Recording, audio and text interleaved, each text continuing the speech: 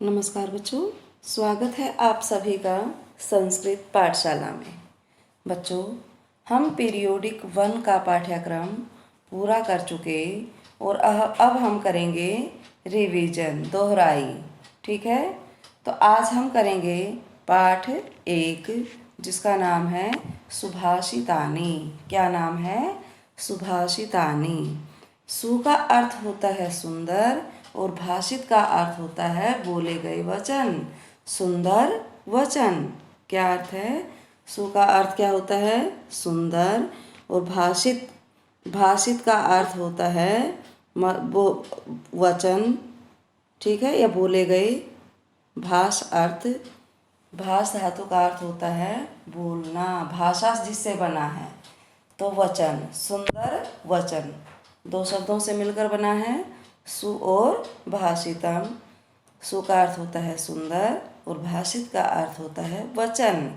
इस तरह से सुभाषित का अर्थ होता है सुंदर वचन या मधुर वचन। इस पाठ में सूक्ति मंजरी, नीति शतकम, मनुस्मृति, शिशुपाल वधम, पंचतंत्रम, इनमें से कुछ रोचक और विचारपरक श्लोकों को संग्रहित किया गया है। जो इस पाठ में श्लोक लिए गए हैं वो नीति शतक से, मनुस्मृति से और पंचतंत्र से श्लोक लिए गए हैं। तो चलिए हम श्लोकों को पढ़ते हैं, दोहराते हैं। गुणात् गुणज्ञेषु गुणा भवन्ति, ते निर्गुणं प्राप्य भवन्ति दोषाः।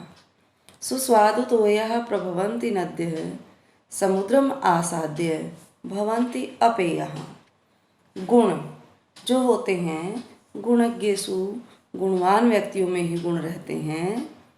जब वे गुण निर्गुणम प्राप्य, निर्गुण व्यक्ति में पहुंच जाते हैं, या निर्गुण होता है मूर्ख जिसमें गुण न हो, निर्गुण व्यक्ति में पहुंचकर वे गुण भी दोष बन जाते हैं।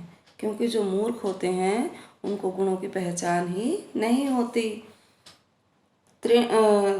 सुस्वादु तो या प्रभवंती नद्य, नदियाँ जो हैं स्वादिष्ट जल लेकर बहती हैं, लेकिन समुद्रम आसाद्य, समुद्र में मिलकर भवंती अपेया, न पीने योग्य हो जाती हैं।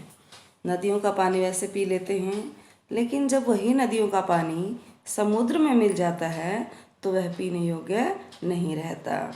उसी प्रकार से गुण यदि मूर्खों में चले जाएं तो वे गुण नहीं रहते। दोबारा सुनिए, गुण जो होते हैं गुणवान व्यक्तियों में ही गुण रहते हैं। मूर्ख व्यक्तियों में पहुंचकर वे गुण भी दोष बन जाते हैं। किस प्रकार बन जाते हैं दोष? जिस प्रकार जो नदियाँ होती हैं स्वादिष्ट जल लेकर बहती हैं, लेकिन क्या करती हैं? जब समुद्र में मिल जाती हैं तो उनका जो जल होता है, जो पानी होता है, वह पीने योग्य नहीं रहता। समझ आ गया पहला श्लोक? अब करेंगे दूसरा श्लोक। साहित्य संगीत कला विहीन, साक्षात पशु पुच्छ विषाणहीन, तृणम न खादन्नपि जीवमान है, तद्भाग ध्येयम परमं पशूना। अब देखिए, साहित्य, संगीत, कला, इन चीज़ों का जिसको ज्ञान नहीं है, ठीक है, साहित्य, संगीत और कला से रहित जो मनुष्य है, साक्षात पशु पुच्छ विषाणहीन, पुच्छ होता है पूंछ, विषाण होता है सींग, बिना पूंछ वह सींग वाले साक्षात पशु के समान है। जिसकी पूंछ और सींग नहीं है उस पशु के समान है। कौन? जिनको साहित्य, संगीत और कला का ज्ञान नहीं है। तृणम न खादन्नपि जीवमान, वह घास न खाते हुए भी जीवित रहता है। यह तो पशुओं का सौभाग्य है, परम भाग्य है या बड़ा भाग्य है। क्या है सौभाग्य? कि वह घास नहीं खाता। पशुओं का सौभाग्य क्या है? कि जो बिना पूंछ सींग वाला वो मनुष्य है, जो पशु की संज्ञा दी गई है जिसको, वो घास नहीं खाता। दोबारा सुनिए। साहित्य, संगीत और कला से रहित मनुष्य बिना पूंछ व सींग वाले या पूंछ व सींग से रहित साक्षात पशु के समान है। वह घास न खाते हुए भी जीवित रहता है। यह पशुओं का सौभाग्य है। अब तीसरा श्लोक।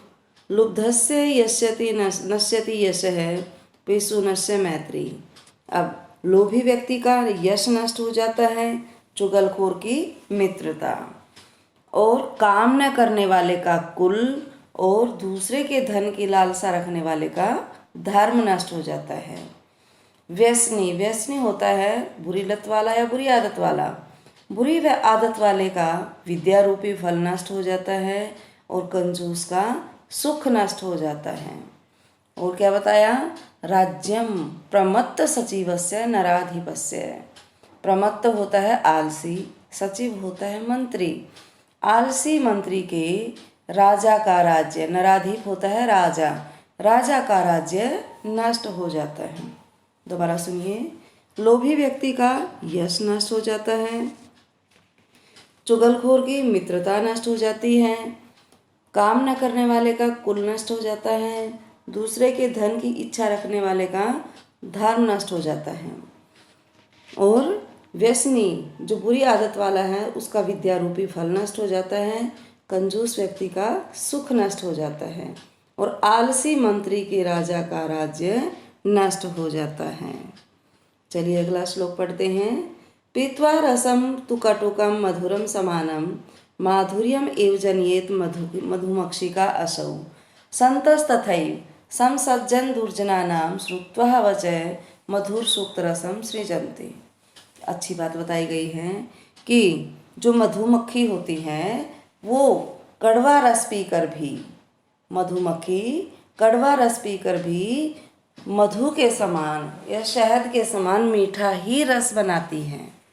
मधुमक्खी अगर किसी फूल का कड़वा रस भी है उसे पीकर भी वो क्या बनाती है? शहद ही बनाती है। उसी प्रकार से जो सज्जन लोग होते हैं वे दुष्ट व्यक्तियों के यदि कठोर वचनों को भी सुन लेते हैं तो वे कठोर वचनों को भी क्या बना देते हैं? मधुर वचन बना देते हैं। यानी कि कठोर वचनों को भी वे मधुर वचन बना देते हैं। समझ आ गया? जिस प्रकार मधुमक्खी कड़वा रस पीकर भी शहद ही बनाती है, मीठा शहद होता है तो मीठा शहद ही बनाती हैं, उसी प्रकार से जो सज्जन लोग हैं वो अगर दुष्ट व्यक्तियों के कठोर वचन भी सुन लेते हैं तो भी वे उनके साथ मधुरता का ही व्यवहार करते हैं या मधुर वचनों का ही निर्माण करते हैं। विहाय पौरुषम यो हि दैवमेव अवलंबते प्रासाद सिंहवत तस्य मूर्धनि तिष्ठति वायसा। क्या बताया है कि जो मनुष्य पौरुषम होता है पुरुषार्थ, मेहनत, पुरुषार्थ को छोड़कर केवल भाग्य के सहारे रहता है, वह व्यक्ति किसके समान हो जाता है? महल में बंधे हुए शेर के समान। क्योंकि जो महल में बंधा हुआ शेर है उसको कोई नहीं पूछता। वैसे तो शेर जंगल का राजा होता है, अगर जंगल में हो तो सब उससे डरते हैं, लेकिन अगर महल में बंधा हुआ हो तो उससे कोई नहीं डरता। तो क्या स्थिति हो जाती है जो भाग्य के सहारे बैठते हैं कि वो महल में बंधे हुए शेर के समान होता है और उसके सिर पर कोई ही बैठते हैं। कोई बैठने का अर्थ होता है अपमानित ही रहता है, वो इतना सम्मान प्राप्त नहीं कर पाता। तो इसलिए हमें क्या करना चाहिए? पुरुषार्थ करना चाहिए, मेहनत करनी चाहिए। पुष्प पत्र फल छाया मूल वलकल दारु भी धन्या महिरुहा ये शाम विमुखम यान्ति न अर्थिन। अब वृक्षों के बारे में बताया गया है कि वृक्षों से हमें क्या क्या मिलता है और ये हमारे लिए क्या करते हैं। वृक्ष जो हैं पुष्प, फूल, पत्ते, फल, छाया, मूल और वलकल आदि।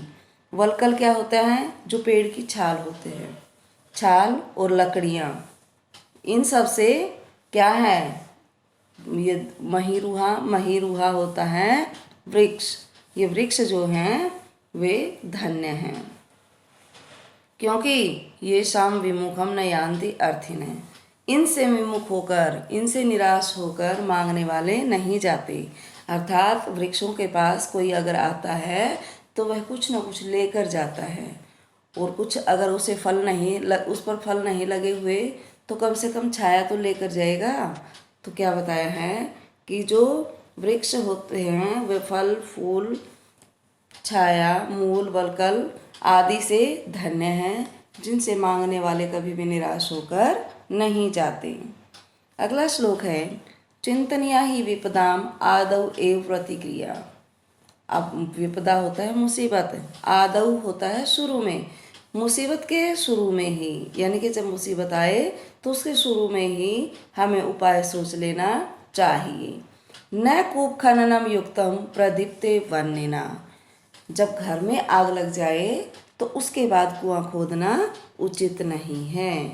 क्या करना है, मुसीबत के आते ही क्या करना है, हमें उसका उपाय सोच लेना चाहिए। ये नहीं है कि जब घर में आग लग जाए और तब कुआं खोदना शुरू करें। तो आपको इन श्लोकों के अर्थ अच्छे से समझ आ गए होंगे।